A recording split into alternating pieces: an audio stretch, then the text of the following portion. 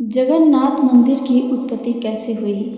आइए सुनते हैं ये कथा को। भगवान की लीला को आज तक कोई भी पूरी तरह से समझ नहीं पाया है, लेकिन उनकी अद्भुत लीलाओं के कुछ उदाहरण जरूर हमें विभिन्न स्थानों पर देखने को मिल जाते हैं। ऐसे ही पवित्र स्थानों में से एक है भगवान जगन्नाथ जी का मंदिर। आइए इस लेख में जाने सर्वप्रथम भगवान जगन्नाथ की आराधना किसने की, उनकी अधूरी प्रतिमा के पीछे की कहानी क्या है, या किस प्रकार इस भव्य मंदिर का निर्माण किया गया है। आइए सुनते हैं पूरी कथा को। मध्य भारत में मालव नामक राज्य पर राजा इंद्रद्युम्न का शासन हुआ करता था। राजा इंद्रद्युम्न भगवान विष्णु के बहुत ही बड़े उपासक और भक्त थे। भगवान के प्रति अपनी अपार आस्था के चलते राजा के मन में हमेशा भगवान नारायण के दर्शन करने की इच्छा रहती थी। एक दिन उनके राज्य में एक बड़े ज्ञानी ऋषि आए और उनसे कहने लगे कि हे राजन, क्या आपको सबर कबीले द्वारा पूजे जाने वाले भगवान विष्णु के दिव्य रूप नीलमाधव के विषय में कोई जानकारी है? इस बात को सुनकर राजा बोले, हे ब्राह्मण देव, मैं तो अज्ञानी हूँ, मुझे कृपा करके बताइए कि मेरी आराध्य के इस दिव्य रूप की पूजा कहाँ की जाती है और मैं किस प्रकार से उनके दर्शन कर सकता हूँ। राजा की बात का उत्तर देते हुए ऋषि बोले कि मुझे भी उस स्थान का ज्ञान नहीं है, इसलिए मैं आपकी सहायता मांगने आया था, लेकिन लगता है भगवान नीलमाधव के दर्शन करने की मेरी खोज अभी भी जारी रहेगी।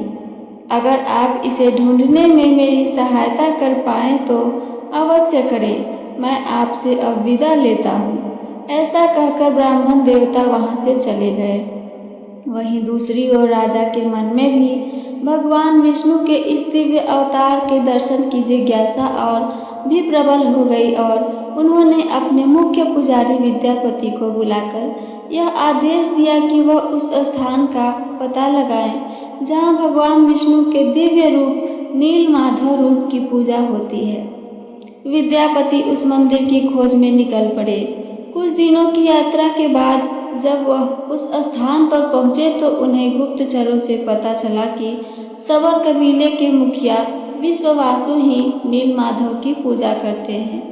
ये सुनकर विद्यापति मुखिया के पास पहुंचे और उनसे विनती की कि वे उन्हें भगवान नीलमाधव के दर्शन करवाएं, लेकिन विश्ववासु ने उनको वहां ले जाने से मना कर दिया।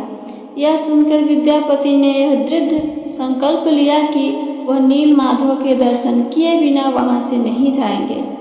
कुछ समय पश्चात उन्हें यह ज्ञान हो गया कि विश्ववासु ही भगवान नीलमाधव का उपासक है और उसने भगवान जी की मूर्ति को किसी गुफा में छिपाकर रखा है। लेकिन कई बार प्रयत्न करने के बाद भी विद्यापति उस स्थान का पता नहीं लगा पाए। उस स्थान पर रहते रहते विद्यापति को कबीले के मुखिया विश्ववासु की बेटी से प्रेम हो गया और कबीले के मुखिया ने अपनी बेटी का विवाह विद्यापति के साथ कर दिया। इस प्रकार विद्यापति ने वहां कुछ और समय व्यतीत किया। एक दिन विद्यापति ने अपनी पत्नी से कहा कि वे अपने पिता से उन्हें भगवान नीलमाधव के दर्शन करवाने का आग्रह करें। अपने पति की इच्छा को पूर्ण करने के लिए विश्वावसु की बेटी ने उनसे प्रार्थना करते हुए विद्यापति को भगवान नीलमाधव के दर्शन करवाने के लिए कहा। आखिरकार विश्वावसु को अपनी बेटी के अनुरोध के आगे झुकना ही पड़ा और वे विद्यापति को भगवान विष्णु के दिव्य दर्शन करवाने के लिए मान गए, परंतु उन्होंने यह शर्त रखी कि विद्यापति को अपनी आंखों पर पट्टी बांधनी होगी, तभी वो उन्हें उस मंदिर के दर्शन करवाने के लिए लेकर जाएंगे। विद्यापति ने उनकी शर्त मान ली और अगले दिन विश्ववासु विद्यापति की आंखों पर पट्टी बांधकर उसे उस स्थान पर ले गए जहां भगवान नीलमाधव की पूजा अर्चना की जाती है। विद्यापति ने बड़ी चतुराई दिखाते हुए सरसों के दानों को अपनी जेब में रख लिया। रास्ते को याद रखने के लिए वह उन दानों को रास्ते पर गिराता रहा। आखिरकार गुफा में पहुंचकर विद्यापति को भगवान नीलमाधव के दिव्य दर्शन करने का सौभाग्य प्राप्त हुआ। विद्यापति द्वारा गिराए गए दानों में से कुछ दिनों बाद सरसों के पौधे उग गए और वह राजा को लेकर उन पौधों का पीछा करते करते दोबारा उस गुफा तक पहुंच गया। लेकिन जब वह दोनों वहां पहुंचे तो गुफा से भगवान नीलमाधव की मूर्ति गायब हो चुकी थी। राजा को बिना दर्शन के वापस लौटना पड़ा, परंतु भगवान ने उन्हें उस दिन स्वप्न में दर्शन दिए और कहा कि मैं तुम्हारे पास लौटकर आऊँगा। समुद्र में लकड़ी का एक टुकड़ा तैर रहा है, तुम उसे उठा लाओ और उससे मेरी मूर्ति बनाकर एक मंदिर में स्थापित कर दो। राजा ने एक भव्य मंदिर का निर्माण करवाया और अपने सेवकों को समुद्र से इस लकड़ी के टुकड़े को लाने का आदेश दिया, परंतु जब उनके कई सेवक मिलकर भी उस लकड़ी को नहीं निकाल पाए तब राजा ने कबीले के मुखिया विश्वावसु को बुलाया। विश्वावसु ने अकेले ही उस टुकड़े को समुद्र से निकाल दिया। ये नज़ारा देखकर वहां मौजूद सभी लोग आश्चर्यचकित हो गए।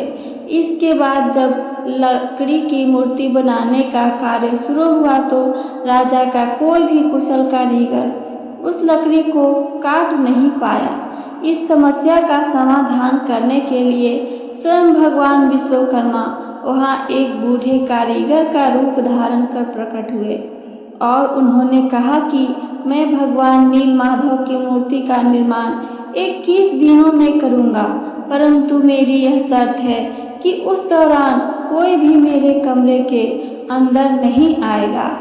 राजा ने उनकी शर्त मान ली और भगवान विश्वकर्मा ने मूर्ति का निर्माण कार्य आरंभ कर दिया।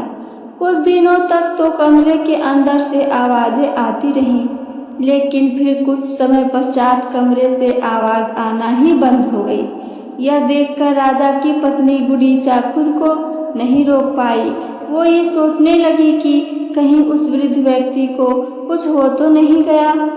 अपनी इस सोच पर उसने दरवाजा खोल दिया।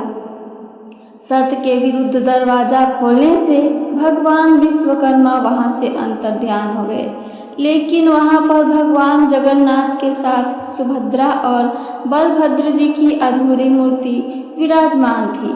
राजा को यह देखकर पश्चाताप हुआ, लेकिन उन्होंने इसे ही भगवान की इच्छा समझकर उन प्रतिमाओं को मंदिर में स्थापित करवा दिया। तो ये थी भगवान जगन्नाथ जी की कहानी। मेरी कहानी आप सबको पसंद आई हो तो चैनल को सब्सक्राइब करके वीडियो को लाइक करना ना भूलें। साथ साथ अपना कमेंट करके हमें ज़रूर बताइए। सुनने के लिए धन्यवाद दोस्तों। जय श्री जगन्नाथ। राधे राधे।